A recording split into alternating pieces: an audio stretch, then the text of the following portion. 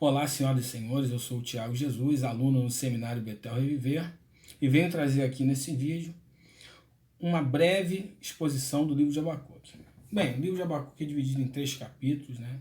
Onde no primeiro capítulo Abacuque apresenta sua queixa, sua reclamação a Deus. Aí no segundo momento ele passa a ouvir o que o Senhor tem a dizer, o que Deus tem a responder.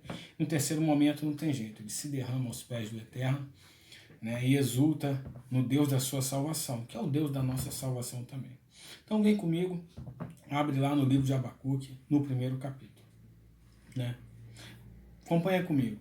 Verso 2, primeiro capítulo. Até quando, Senhor, clamarei por socorro sem que tu ouças? Até quando gritarei a ti violência sem que tragas salvação? Por que me fazes ver a injustiça e contemplar a maldade? A destruição, a violência estão diante de mim. A luta e conflito por todos os lados. Ele está exclamando aí. No verso 4. Por isso, a lei se enfraquece e a justiça nunca prevalece. Olha o que ele está exclamando. Os ímpios prejudicam os justos e assim a justiça é pervertida. Bem, a primeira coisa que nós temos que entender aqui no livro de Abacuque é o contexto que ele está inserido. Digo o contexto, a realidade, a cultura, o tempo. Naquele momento da história, o povo de Deus, né, Israel já estava dividido, o reino do sul e o reino do norte. Então, aqui Abacuque está em relação ao reino do sul, Judá, portanto é Judá. Então Deus, ele é uma tratativa específica, ou seja, um tratamento específico de Deus para com o seu povo, para com Judá. E qual o objetivo desse tratamento? O povo está afastado. O contexto, a realidade do povo é idolatria, sacrifício de crianças, assassinato, corrupção na liderança política, em termos de justiça, né? Vamos colocar assim, judiciário, como que, né, esse nicho do poder, prevaricado. Ou seja, prevaricação significa quebra de confiança. Então é uma justiça sem confiança, prevaricação na justiça, perversidade das pessoas, corrupção na liderança. Esse era o contexto que Abacuque estava inserido, que o povo estava inserido. Então Deus decidiu tratar. E decidiu tratar por meio da intervenção, da ação, bem dizer, né, da Babilônia, que invadiu posteriormente. E Deus respondeu isso no segundo capítulo. Né? Ou melhor, no segundo capítulo não, já na sequência aí, no verso 5. Né? A primeira resposta aí do Senhor. Tá vendo as nações? Verso 5, vem comigo. Tá vendo as nações? Olhem as nações, contemplem-nas. Fiquem atônitos, pasmem, pois nos dias de vocês farei algo que vocês não acreditariam se fosse contado a vocês. Aí no verso 6 ele vem dizendo, eu estou trazendo os babilônios. Então o próprio Senhor, aí Deus ele responde, porque primeiro momento Abacuque fala, pergunta, até quando, Senhor? Violência, prevaricação da justiça, ímpios prejudicando os justos, ímpios prejudicando os justos. Aí Deus responde, já que de primeira no verso 5. Está olhando aí ao teu redor? Vocês não acreditariam se fosse contado. Mas homens carregados de culpa, lá no verso 11, homens carregados de culpa, na parte B do verso 11. O que são homens carregados de culpa? São ímpios, são impiedosos, são cruéis. Esses homens carregados de culpa, lá no verso 11, na parte B, têm por seu Deus a sua própria força. Aí nos leva lá o texto em Jeremias. Que confiam no braço da carne, que confiam em si mesmo. Né? Maldito o homem que confia no homem, ou seja, na força do braço da sua carne. Então esses homens carregados de culpas, impiedosos, cruéis, injustos, né? Sedentos por sangue, sanguinários, eles confiam em si mesmos, na força do poderio militar, político da Babilônia. E era essa gente que o próprio Deus estava levando, como Deus aqui afirma no verso 6, estou trazendo os babilônios para punir, para castigar, com o objetivo de tratar especificamente com Judá. Né? E enxergo que essa tratativa do Senhor é para trazer Judá para perto. Né? Como é que você está nesse momento? Como é que eu estou nesse momento? Como é que nós estamos nesse momento? Né? Fazendo aí uma reflexão, uma analogia, uma comparação que seja. Será que eu estou como o povo de Judá? Ah, não, eu não estou realizando sacrifício de criança. Eu não sou corrupto, né? Eu não estou adorando ídolos. Tá, mas talvez o ídolo não é um pedaço de pau, não é um pedaço de pedra que você fica ali venerando. Talvez o ídolo pode ser o carro, pode ser o dinheiro, pode ser qualquer outra coisa. Pode ser uma condição, pode ser uma pessoa.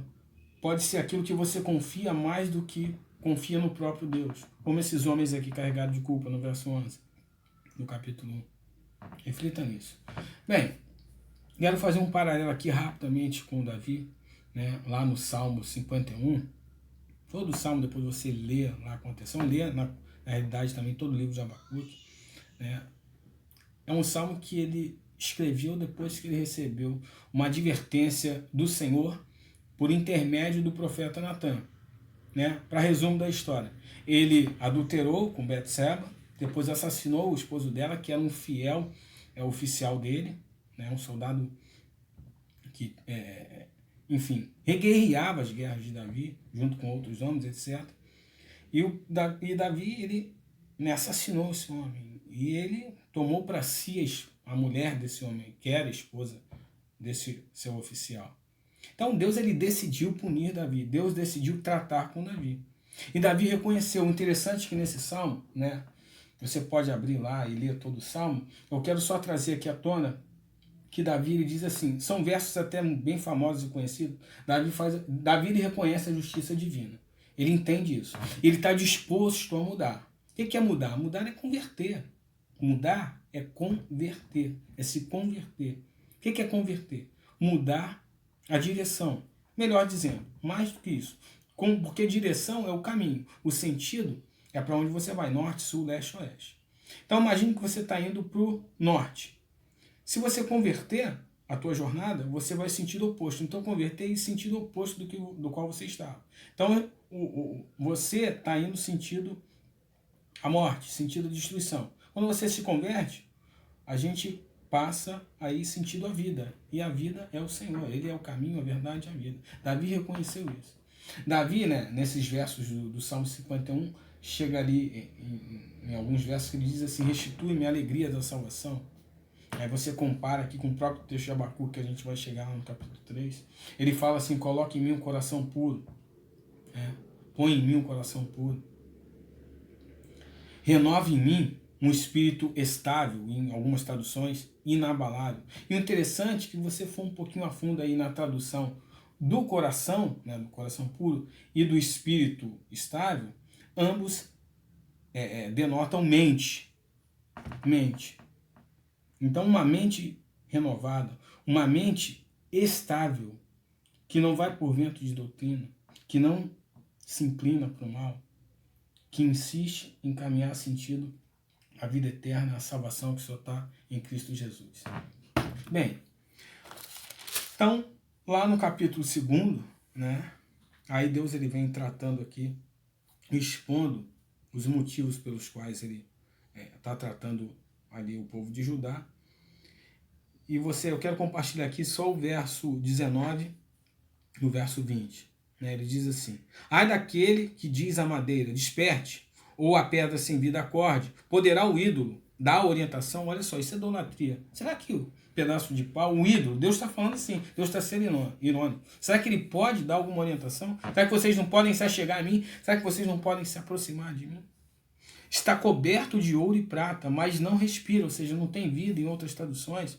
No verso 20, o Senhor, porém, está em seu santo templo, diante dele, fique em silêncio, ou cale-se, em muitas traduções, toda a terra. O teu Deus, o meu Deus, é o Senhor de toda a terra, quem criou todo o cosmos, todo o universo, tudo que existe, tudo que a gente pode ver e tudo que a gente não pode ver. No capítulo 2, lá no início, que eu estou lendo aqui o final, verso 19 e 20. Lá no primeiro verso, no verso 2, acompanha comigo. Então o Senhor me respondeu, uma próxima resposta do Senhor para Abacuque. Escreva claramente a visão em tábuas, para que se leia facilmente, pois a visão aguarda um tempo designado. Interessante. Deus ele fala assim, ó, escreva, registra em tábua. Para quê? Ele já está dando a resposta, para que se leia facilmente. Vamos adentrar mais um pouco aqui no entendimento. Para que todos possam ter oportunidade de conhecer, para que as pessoas acessem aquela informação e tenham conhecimento daquilo, que é o próprio Deus, porque o profeta está registrando a fala, a resposta do Senhor a ele, e que é a resposta também a todo o povo por meio do profeta. Aí no verso 4, né, o Senhor diz assim, no capítulo 2, escreva, o ímpio está envaidecido, seus desejos são bons, mas o justo viverá pela sua fidelidade. Aí isso nos leva à famosa, né, frase que a gente tem lá no Novo Testamento, você conhece eu também, né, o justo vive por fé. Depois que, né, Abacuque ele ouviu a resposta do Senhor, ele entendeu que o povo estava em idolatria, em corrupção, e era um tratamento, fazendo um paralelo com Davi, que o povo precisava ter para se aproximar de Deus. Ele então, no capítulo 3, ele se derrama ao Senhor. Ele se derrama ao Senhor por completo. Eu quero compartilhar aqui com você para fechar, né, a partir do verso 17, a gente vai até o final. Aí ele diz assim, né, ainda que a figueira não floresça, nem haja fruto na vide, o produto da oliveira minta, e os campos não produzam mantimento, as ovelhas sejam arrebatadas do aprisco, e nos currais não haja gado. Todavia, eu me alegro no Senhor, exulto no Deus da minha salvação. Ele é o Deus da tua salvação. O que ele está querendo dizer com isso aqui? Ainda que eu tenha que ser tratado, ainda que exista alguma necessidade, ainda que Deus ele trate comigo e eu precise me achegar a Ele, por conta de qualquer coisa, esteja numa condição ou passando por alguma situação diversa, seja qual for, eu me alegrarei no Deus da minha salvação.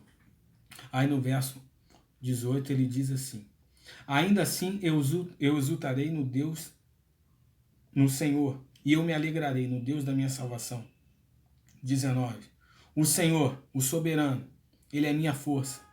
Ele faz os meus pés como o do cervo, me faz andar em lugares altos. Quero ler aqui no Almeida, quero ler aqui, eu li na NVI.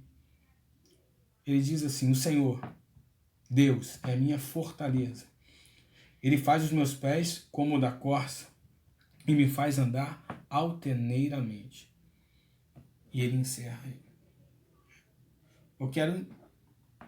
Pastorzão, já cheguei a 12 minutos e 33, né? Mas é isso aí mesmo, né? O senhor pediu 10, mas não vou passar de 15 não, tá? Na realidade, pastor, eu não falei nada do que tem que falar, né? Tem muita coisa aqui, você não faz ideia, ó. Tá vendo? Tem muita coisa aqui, pastorzão. Mas, glória a Deus aí, muito obrigado pela oportunidade.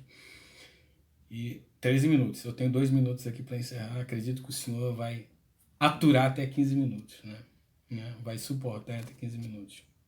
Brincadeiras à parte, então, meus amigos, é o seguinte. Existe uma promessa do Senhor que Ele vai estabelecer o seu reino e vai executar a sua justiça definitivamente. Onde o inimigo, Satanás e todos os ímpios, eles serão condenados.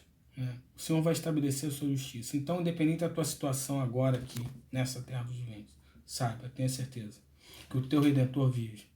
E Ele, enfim, vai se levantar sobre a terra. E você o verá face a face. E nós, eu e você, teremos vida eterna, porque Abacuque aqui, ele sabe do que ele está falando. O Deus da minha salvação. Isso é a salvação eterna. Vai dar 14 minutos, tem 1 minuto de canção, né? Eu sei, o meu Redentor vive e no fim se levantará sobre a terra, e então eu verei